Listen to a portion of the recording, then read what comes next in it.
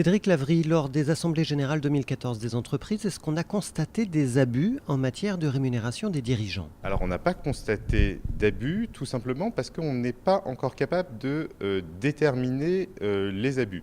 C'est-à-dire que le niveau de transparence moyen dans les rapports de rémunération qu'on a eu cette année ne nous permettent pas d'avoir une analyse suffisamment fine des critères de performance qui sont utilisés pour savoir s'il y a des abus.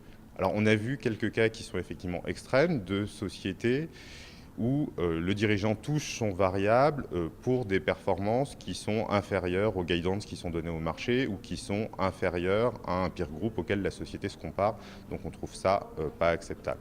Mais je pense qu'il y a beaucoup d'autres cas d'abus que pour l'instant on n'est pas capable de déceler à cause du faible niveau de transparence. Le dialogue entre les actionnaires et l'entreprise, est-ce qu'il est de nature à modifier les règles de rémunération des dirigeants? Je pense que oui. Enfin, dans les dialogues qu'on a avec les sociétés, dans un certain nombre de cas, on a obtenu des renforcements ou des modifications de critères de performance. Donc on a contribué à améliorer le rapport entre performance et rémunération de la société. Et aussi de nombreux cas où on a réussi à améliorer la transparence parce que la société ne nous donnait pas un certain nombre d'informations et juste en les demandant, ils les ont données. Donc l'introduction du CNP a fait grandement améliorer ce dialogue avec les émetteurs. Alors il va falloir voir cette année si on a la même quantité et qualité de dialogue, parce que sur l'année précédente, on a eu un effet CNP qui a fait qu'un certain nombre d'émetteurs ont été assez inquiets, donc sont venus nous voir pour dialoguer. Est-ce que maintenant qu'on a passé cette première année et qu'on sera dans une saison de vote plus calme, est-ce qu'on va toujours avoir autant de dialogue avec les sociétés? On l'espère. Des dérives ont pu être constatées par le passé en matière de rémunération des dirigeants. Est-ce qu'une loi pourrait être utile, y compris une loi à l'échelle européenne?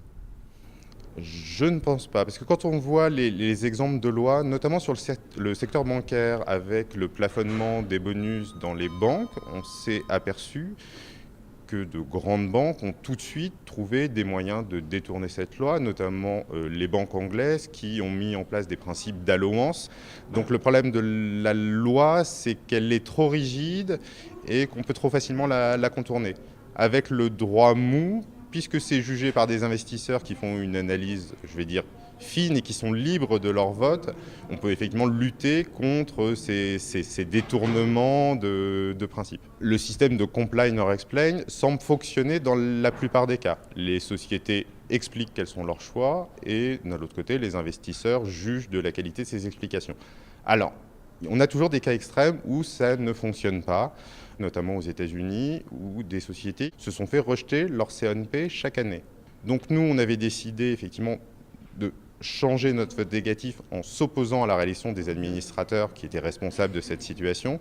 Sauf qu'aux États-Unis, on a le vote pluraliste qui ne permet pas de révoquer un administrateur. Donc on se retrouve dans une situation où on n'a aucun pouvoir en tant qu'investisseur. Donc le droit mou a aussi ses défauts.